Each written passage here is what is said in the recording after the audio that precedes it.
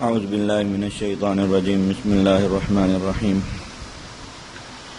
ولا تہنوا ولا تحزنوا وانتم الاعلون ان کنتم مؤمنین.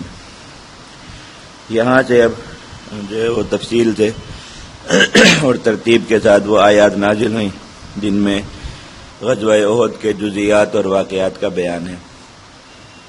اللہ تعالیٰ نے سب سے پہلے مسلمانوں کو خطاب فرمایا جو شکست کے اثرات سے دوچار تھے اور غمگین تھے اور مسلمانوں کے معاشرے میں کمزوری اور آپس میں اجتماعیت کا فقدان ہو رہا تھا.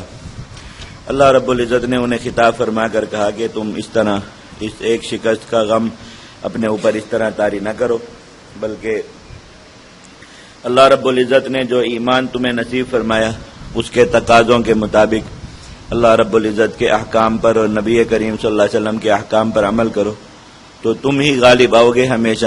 یہ جو وقتی شکست ہوئی یہ اللہ رب العزت کی طرف سے ایک امتحان تھا. بہت سی باتیں سمجھانے کے لیے اللہ رب العزت نے یہ حالت جو ہے تم پر طاری فرمائی. اب اس کے اثرات سے باہر نکلو. ولا تہنوا، سست نہ پڑو، کمزور نہ پڑو، ولا تحزنوا، اور غمگین نہ ہو، وانتم الاعلون، تم ہی غالب رہو گے ان کنتم مؤمنین، اگر تم ایمان پر رہو اور ایمان کے تقاضوں پر چلو. ان منافقین کی طرح ایمان کے تقاضوں سے دستبردار نہ ہو. ان یمسسکم قرح فقد مس القوم قرح مثلہ، اگر تمہیں زخم پہنچے ہیں تو قوم یعنی کفار کو بھی اسی جیسے زخم پہنچے. 70 مسلمان شہید ہوئے تھے غزوہ احد میں. اللہ تعالیٰ نے بتایا کہ قوم یعنی ان کفار کے 70 لوگ بدر میں مارے گئے اور 70 لوگ یہاں ان کے قتل ہوئے، اور بدر میں مسلمانوں میں سے 14 لوگ جو ہے وہ شہید ہوئے تھے. تو اب بھی مجموعی طور پر مسلمانوں میں سے شہید ہونے والے لوگوں کی تعداد کفار کے مقتولین سے کم تھی. اللہ تعالیٰ نے اس طرف متوجہ فرمایا کہ وہ لوگ زخم کھانے اور اپنے لوگوں کی لاشیں اٹھانے کے باوجود اب بھی تم سے لڑائی پر کمر بستہ ہے، اور غزوہ احد سے جاتے ہوئے راستے سے ہی ان کی نیت پھر مسلمانوں پر حملہ کرنے کی بن گئی اور وہ واپس مڑ رہے تھے.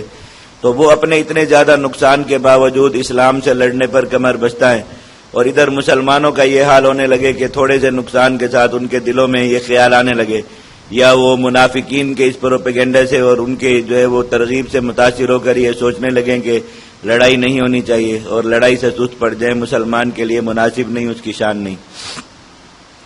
وَتِلْكَ الْأَيَّامُ نُدَاوِلُهَا بَيْنَ النَّاسِ، اور یہ دن یعنی جنگ میں فتح اور شکست کے دن ہم باری باری بدلتے رہتے ہیں لوگوں کے درمیان. اور یہ کتب سابقہ میں جو تورات و انجیل وغیرہ ہیں ان میں حق جماعت کی اور نبی کریم صلی اللہ علیہ وسلم کی خود علامت کے طور پر یہ بات تحریر تھی کہ وہ جب کفار سے قتال کریں گے تو جو ہے وہ فتح کی طرح انہیں شکست بھی اس میں کبھی کبھار ہوا کرے گی.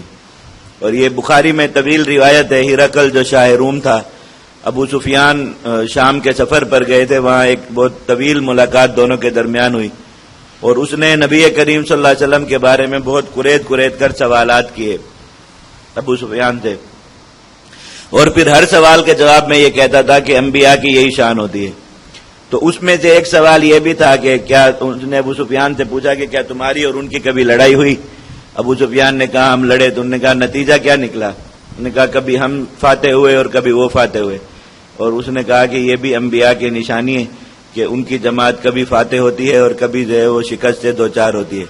تو اللہ تعالیٰ نے بھی یہی حقیقت بتا دی کہ اللہ تعالیٰ فتح اور شکست کے ایام کی باری بدلتے رہیں گے، کبھی تمہیں فتح ملے گی اور کبھی شکست.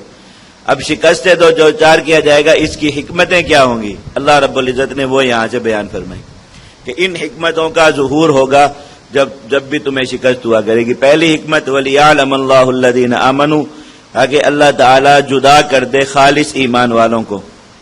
کہ اس سے شکست آ جانے سے خالص ایمان والے لوگ اور وہ لوگ جن کے ایمان میں نفاق کی ملاوٹ ہو یا ابھی تک ایمان کے کمال کو نہ پہنچے ہو، ان میں تمییز اور تفریق ہو جاتی، فرق ہو جاتا ہے. اس لیے کہ فتوحات اگر چلتی رہیں تو پھر ہر شخص مسلمانوں کی جماعت کے ساتھ جڑ جاتا ہے اور فاتح جماعت کے ساتھ جڑ جاتا ہے. جس وقت میں جہاد اپنے عروج پر ہو اور جہاد میں سختی اور تنگی نہ ہو اور خطرات نہ ہو، اس وقت میں ہر طرح کے لوگ مجاہدین کی صفوں میں شامل ہو جاتے ہیں اور ان کے ساتھ اپنی وابستگی جوڑ لیتے ہیں. اللہ رب العزت کی طرف سے تکالیف کا، سختی کا، پریشانی کا اور جو ہے وہ شدت کا ایک وقت آتا ہے. تو فوراً ہی وہ لوگ جہاد والی جماعت سے اور مجاہدین سے کٹ جاتے ہیں اور اپنا راستہ تبدیل کر لیتے. اللہ تعالیٰ کچھ عرصے بعد حالات بھی مسلمانوں کے حق میں بہتر فرما دیتے ہیں. تو یہ حکمت ہمیشہ جو اللہ رب العزت کی طرف سے بروئے کار رہتی ہے کہ ایمان والوں کی جماعت کو پاک صاف کرنے کے لیے اور ان میں جو خالص اور مخلص لوگ ہوں، جو جہاد کے جوہد کو، تکالیف کو، ہر چیز کو شعور کے ساتھ انہوں نے اپنایا ہوا ہو شعوری طور پر، اور اس کو جو ہے وہ اپنے لیے ذخیرہ آخرت سمجھ کے برداشت کر رہے ہوں اور اس میں چل رہے ہوں. اللہ تعالیٰ ان لوگوں کو جہاد پر ان کا ثبات بھی دکھا دیتے ہیں، اور جو لوگ جو ہے وہ فتوحات کی وجہ سے اور محض جو ہے وہ کسی جماعت کی کثرت کی وجہ سے اس کے ساتھ جڑ جاتے ہیں، اللہ رب العزت ان لوگوں کو جدا کر دیتے ہیں. تو فرمایا یہ جو فتح اور شکست کے ایام بدلتے رہنے کی حکمت ہے وہ یہی ہے کہ اللہ تعالیٰ اس سے ایمان، خالص ایمان والوں کو جدا اور ممتاز کر دیں گے. وَيَتَّخِذَ مِنْكُمْ شُهَدَاءَ، اور دوسری حکمت یہ ہے کہ اللہ تم میں سے بعض کو شہید بنائے گا. اللہ تعالیٰ چاہتے ہیں کہ مسلمانوں میں شہداء ہوں جو اللہ رب العزت کے پاس، جو اللہ رب العزت نے ان کے لیے اعزاز و اکرام اور جنت بنائی ہے، جنت سے باہر ان کے لیے جو ٹھکانے بنائے ہیں قیامت تک جن میں وہ رہیں گے، کہ اس میں زیادہ سے زیادہ لوگ آ کر ٹھہریں اور زیادہ وہاں اس کی نعمتوں سے لطف اندوز ہوں. تو اللہ تعالیٰ بسا اوقات میدان جہاد میں کفر کو غلبہ دیتے ہیں تاکہ مسلمانوں میں سے زیادہ لوگ شہید ہوں. جب فتح ہوتی ہے کم لوگ شہید ہوتے ہیں، جب شکست کا وقت ہوتا ہے اور مسلمانوں پر کفر کا زور چل جاتا ہے تو زیادہ لوگ شہید ہوتے ہیں. اللہ رب العزت کی ایک بڑی حکمت یہ ہے کہ مسلمانوں میں سے زیادہ لوگ شہید ہوں اور وہاں جا کر ٹھہریں. شہید کے فضائل میں قرآن مجید میں بہت سی آیات ہیں، لیکن اگر غور کیا جائے تو سب سے بڑی فضیلت شہداء کی وہ اس جو چھوٹے سے ٹکڑے میں بیان ہوئی آیات کے کہ شہید وہ لوگ ہیں جن کو اللہ رب العزت خود اپنے پاس بلانا چاہتے ہیں. وہ اللہ رب العزت کے محبوب ہیں، مقرب ہیں، اللہ رب العزت کے پسندیدہ ہیں.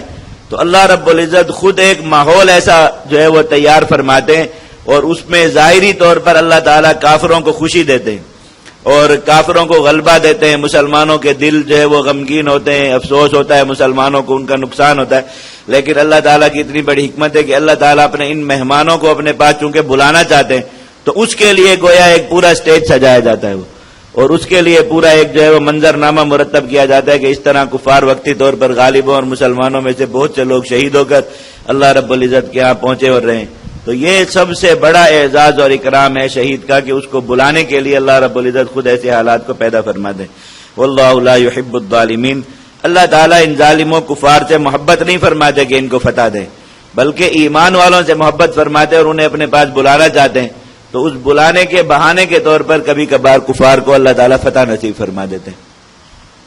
وَلِيُمَحِّصَ اللَّهُ الَّذِينَ آمَنُوا، تیسری حکمت اللہ تعالیٰ ایمان والوں کے دلوں کو پاک کر دے. فتوحات کی کثرت سے مجاہدین کے قلوب میں میل آنے لگتا ہے، اور جہاد پر جب نرمی کے حالات آ جائیں، سختی نہ رہے، تکلیف نہ رہے، پریشانی نہ رہے، پکڑ دھکڑ نہ رہے، تو جہاد میں سستی بھی پیدا ہونے لگتی ہے. اور سب سے بڑھ کر یہ کہ برائیاں جو ہے وہ جہاد والی جماعت کے اندر آنے کا اندیشہ بڑھ جاتا ہے کہ ان میں خیانت پیدا ہو جائے، یا مسلسل فتوحات کی وجہ سے ان کے اندر تکبر پیدا ہو اور اپنی ذات کی طرف ان کی نظر جائے کہ ہماری تدبیر، ہماری تیاری، ہماری جنگی مہارت ایسی ہے جس کی وجہ سے ہم مسلسل فتح یاب ہو رہے ہیں. اللہ رب العزت اچانک انہی اسباب اور وسائل کی موجودگی میں شکست لے آتے ہیں.